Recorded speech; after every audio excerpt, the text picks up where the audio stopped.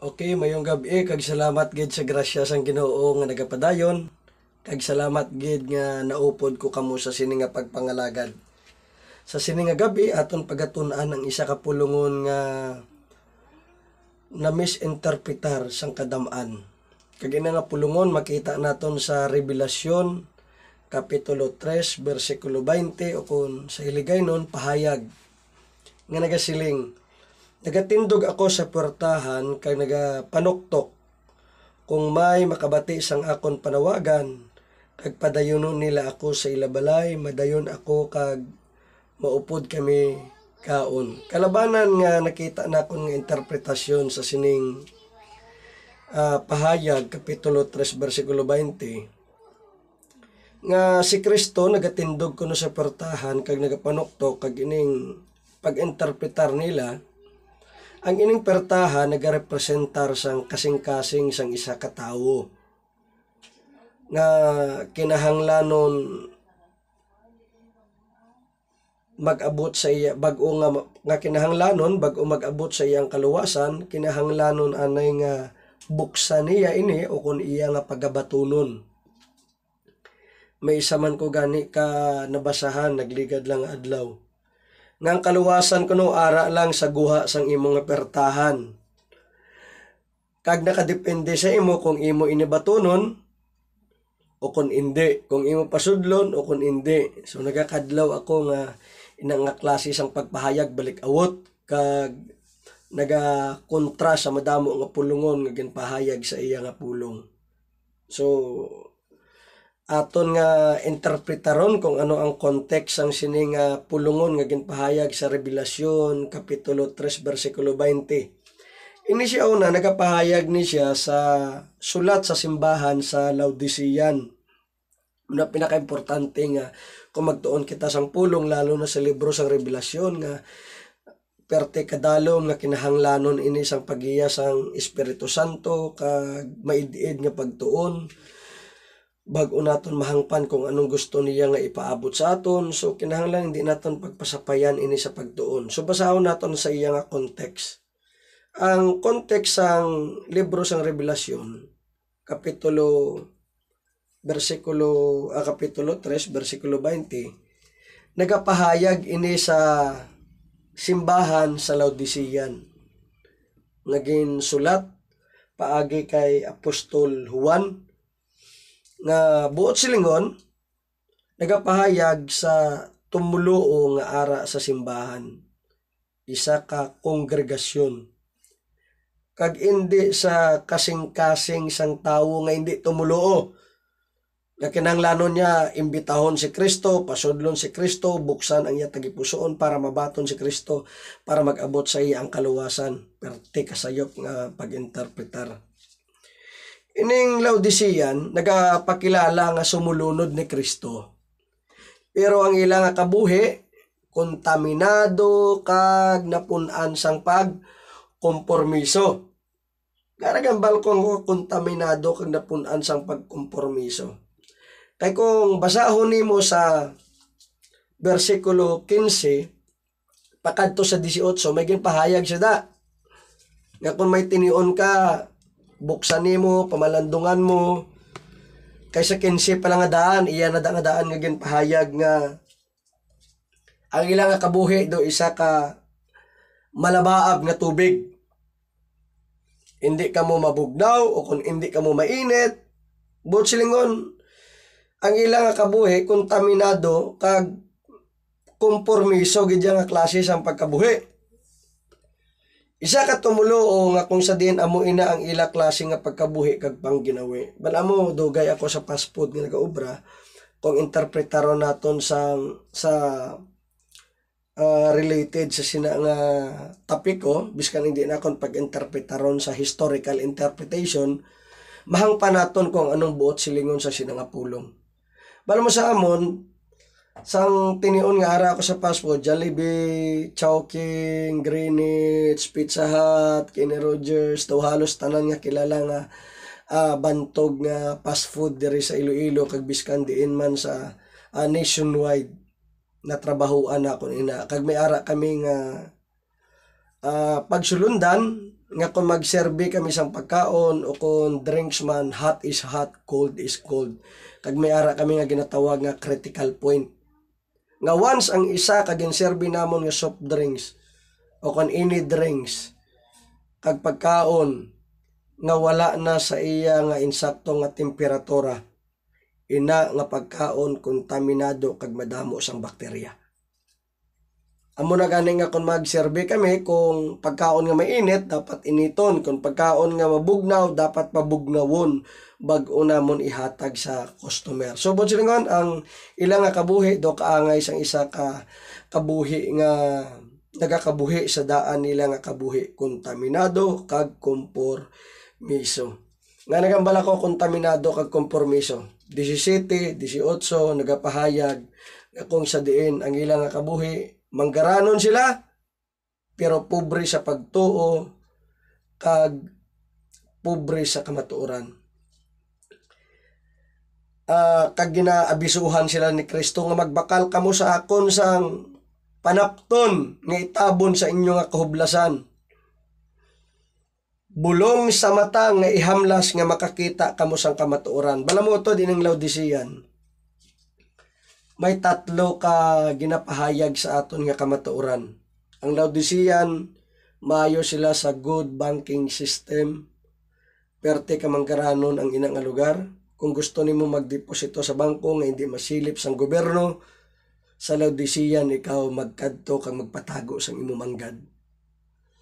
Sa seguridad sang bangko o kung nga ma-secure nimo ang imong manggad, ang Laodicean eksperto sa dirang aspeto. Kay kaduha, ining Laodicean ara silang pinaka eksperto nga manugbulong sa mata. Kung gusto nimo operasyon sa mata, pagpabaylo sang mata, pagkuha sang katarata, sa Laodicean kakadto. Kay dira sigurado dira mo makita ang pinaka-eksperto sa manugbulong sa mata. Kag sa Laodicean man, ara dirang pinakasentro sang baligyaan ay sa mga kunop nga manami nga mga panapton. Dira nakilala ang ina nga lugar. Do kaangay lang napayag sa aton. Manggaranon kamo pero pobre kamo sa kamatuoran. Ara sa inyo ang pinaka-eksperto nga manugbulong sa mata pero bulag kamo sa kamatuoran. Ara sa inyong manami nga kunop ining bayo pero hublas kamo sa kamatuoran. Amo na ginapahayag sang pulong sang Ginoo sa 17 kag 18 nga ang kabuhi sang Laodicean sus napun-an gid sang kontaminado kag kompormiso nga klase sang kabuhi. Wala ko na kay balo kung ano nga klase ang ilang pagkabuhi. Kay wala man din pahayag sa pulong. Pero ang pulong nagapahayag ng ilang nga kabuhi, ina nga lifestyle, ina nga klase sang pagkabuhi,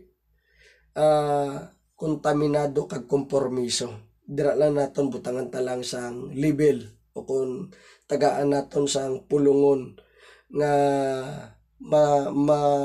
fit in naton sa ginpahayag niya sa 15, 16, 17 kag 18. Kabuhi nga kontaminado kag kompormiso. Amo nang kabuhi sang mga tumuluo sa Laodicean. So ini siya. Amo ni ang kabuhi dira nga nakita naton nga ginsulatan sila nga ining sulat nga ginpaabot sila amo ining garepresentar kag magapanuktok sa ila nga mapahayag sila nga sa ilang klase sang pagkabuhi nga bugana sa temporal pero pobre sa spiritual. Kaya matudtuod nga tumuluo nga nagpahayag dira sa 20 nga hambal to nila nga hambal ni Kristo ara ako supertahan nagatindog kag nagapanukto kag ang makabati sang akong tingog iya ako pagabuksan kag ila ako pasudlon kag magakaupod ko sila sa pagkaon. Nagapahayag ina nga kung sa diin ang matudtuod nga tumuluo napaagi sa sining pulungon nga ginpahanumdom sa ila amoy ning pagpanuktok sang Dios sa ila nga kabuhi nga amo na inang klase nga pagkabuhi nila nagakabuhi na sila sa daan nila nga kabuhi biska na ara na sila ang bag-o nga kabuhi nga kung ikaw matudtuod nga tumuluo mabugtaw kagad sa kamatuoran nga Ginoo bugana gali ako, pero pobre gali ako sa spiritual nga bagay. May ara nga spiritual bankruptcy.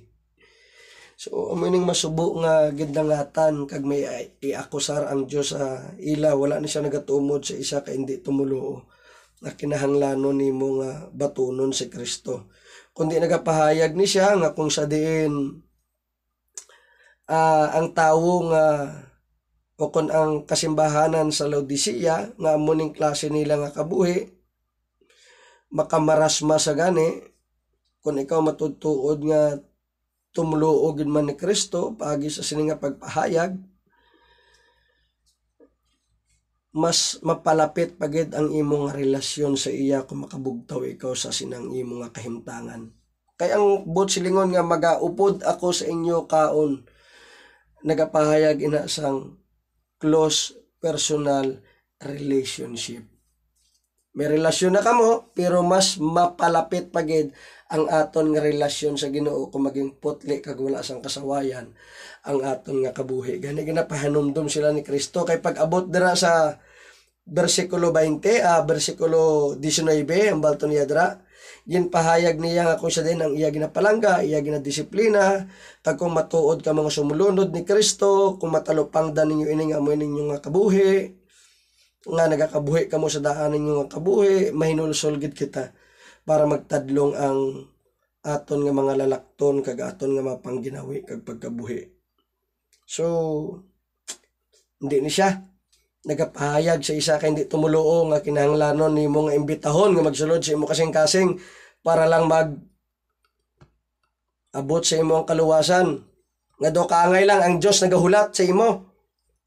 O kung ang Dios ang nagahulat sa hindi tumuluo nga kung saan oya buksan na niya kasing-kasing. Nga do kaangay lang si Kristo hindi gamhanan nga Dios nga nagaluwas nga kinahanglanon mo pa nga maglisensya sa tao bago mag-abot sa iyang kaluwasan o kung kinahanglanon niya pangatugutan nga kinahanglanon niya pa si Kristo maglisensya sa iya bago mabuksan ang inang kasing-kasing. Sa Acts chapter 16 sa kay Lydia, ang Diyos ang nagbukas sa iyang kasing-kasing, hindi si Lydia. Ang Diyos ang nagabukas sa kasing-kasing siyang tao. Ang Diyos ang nagabago sa kasing-kasing siyang tao. Ang Diyos ang nagapapuyo sa Espiritu Santo nga maging matinumanon ang tao, hindi kita. Kag ang kaluwasan, trabaho sang Diyos, wala sang bahin ang tao. Kag ining Kristo nga ginapangalagaran nila, nga kinahanglan pa maglisensya si Kristo bago mag-abot silang kaluwasan, hindi ni siya nga klase sang Diyos nga aton ginapangalagaran, kag Kristo nga ginpahayag sa iya nga pulong, maluya nga Kristo ang ilang nga ginapangalagaran. Kay ang Diyos nga ginapangalagaran naton, gamhanan nga Diyos, nga ang tanan maubra niya, nga wala sang pangayo sang paglisensya o kung permiso sa tao. Kayo nauna ini. Kung kinahanglanon pa ni Kristo sang nga maglisensya siya, tagaan mo siya sang permiso, buksan mo ang imo kasing-kasing para lang mabato nimo si Kristo, para lang mag-abot sa imong kaluwasan. Dok angay lang hindi gamhanan ang Kristo nga ginapangalagaran nimo. Sa Romano 5:12, ang kamatayon nag-abot sa tanan nga tawo sa kalibutan. Kag pag-abot sa Epeso kapitulo 2:1, patay kita sa atubangan sang Dios. Kung sa isa kasala nga ginobra ni Adan, nag-abot sa aton ang kamatayon nga wala gin pangayo ang aton nga kompormiso o kung paglisensyang mag-abot ini sa aton kabuhi, nag-apekto ini sa tanan. Karon ang pagkamatarong nga ginobra ni Kristo sa cross, kinahanglanon niya pa sa paglisensya sa tao para lang may kahumanan ang inang pag-obra niya kapag halad niya sang kabuhi sa cross ang Kalbaryo para mag-abot sa imong kaluwasan. Nga sang tinion nga ginhatag sang Amay ang iya bugtong nga anak kay para kamo tagaan sang kabuhi nga wala sang katapusan. The purpose why God gave Christ in order for us to have eternal life. Kag ang katuyuan nga ginhatag niya si Kristo para luwason niya ang iya katawhan. Wala siya nagambal nga obrahon ko ni hatag ko nga akon kabuhi base pa lang maluwas na akon si Brother Lloyd, wala. sa tinion nga ginhatag niya ang iya nga kabuhi, sigurado kag sure bulgid nga makaangkon ako sa kaluwasan bangod ako iya nga ginpili. Hindi ako ang nagpili sa iya. Kay kung amoy nang aspeto imo hunaon, sinong mas gamhanan? Ang kamatayon nga nag-abot sa aton nga wala kita naghatag sang permiso pero nag-abot sa aton? O kung si Kristo na naghatag sa iya pagkamatarong nga bangod sa iya hinimuan mag-abot sa aton ang kabuhi kag pagkamatarong. Hindi sa imo hinimuan, sa iya hinimuan. Ngambot ko silingon, ang kamatayon ni Adan nag-abot sa aton, nag-abot sa bugos nga kalibutan ang kamatayon sa tanan. Karon ang hinimuan ni Kristo, kinahanglan niya pa maglisensya sa imo para mag-abot sa imo ang pagkamatarong niya kag ang kabuhi.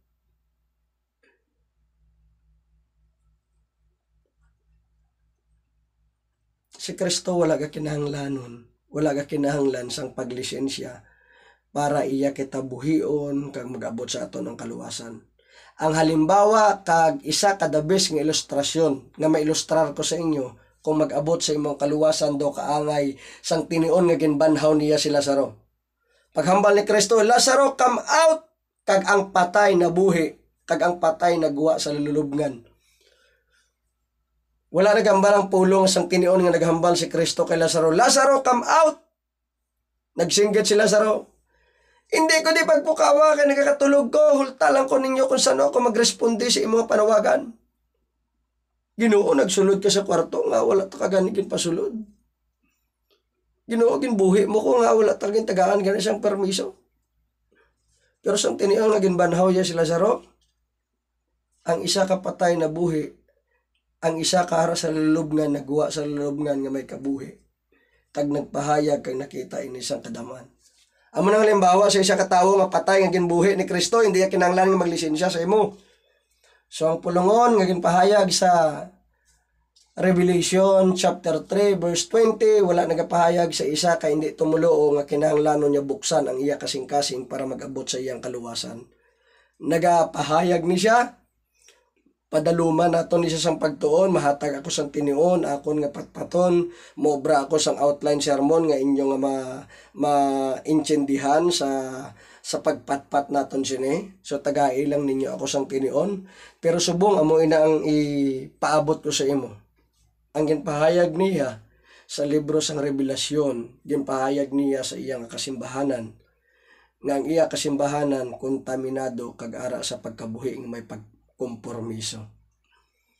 Ang Diyos naton balaan, so magkabuhi kita sang balaan, kung aton kabuhi hindi maayo sa tubangan sang Ginoo kaangay sang katawan sa Laodicean, pangayuan ini naton sang pasaylo sa Ginoo kag maginulsol kita nga magpangayo kita sang bulig nga matadlong kag maging putli ang aton kabuhi sa iyang atubagan.